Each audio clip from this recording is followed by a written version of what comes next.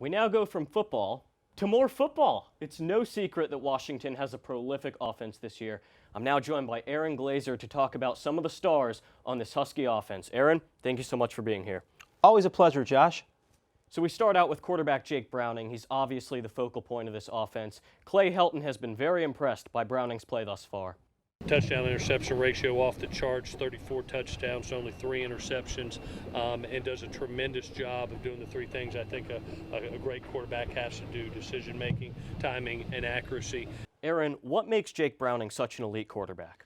Well, Jake Browning, what he's able to do is he has a very, very high football IQ. He uses his teammates quite well, using his supporting cast to find other options when he needs to, but then as well, when it's time for him to shine, he takes that opportunity upon himself. You look at his numbers right here, 3.8 touchdowns per game. That's quite high for a quarterback. He had 6 last week against California. So you look at him, he's overall just got a very strong presence on the football field, which is definitely something opposing teams like the Trojans should be a little bit worried about. No question about it. He's been fantastic this year, but so too have been his wide receivers. We have Dante Pettis and John Ross, as we see right here. What makes this tandem so difficult to defend? Well, they're especially troubling in the end zone. They have 25 touchdowns between them. After these two receivers, the next highest receiver has only 4 touchdowns. So Browning, these are his go-to guys. This is who he wants when he makes plays, and they're so versatile. They're fast. They can get you all over the field, and so it's really hard for defenses to be able to cover one, much less both of them. It's hard in college football. 2 strong receivers like these guys have has really led them to the type of college football playoff ranking they've experienced this week.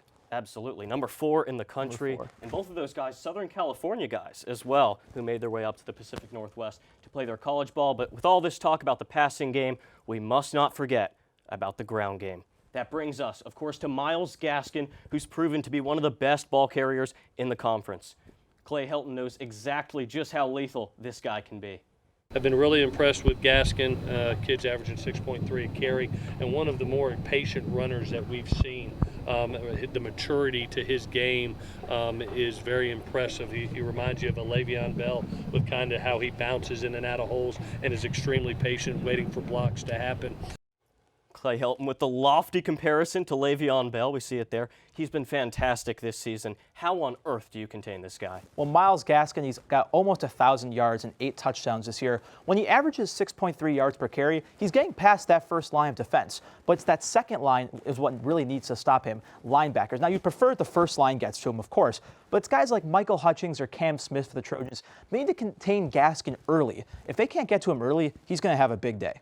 USC's defense will be put to the test Saturday in prime time. Aaron, thank you for joining me. We're looking forward to this one.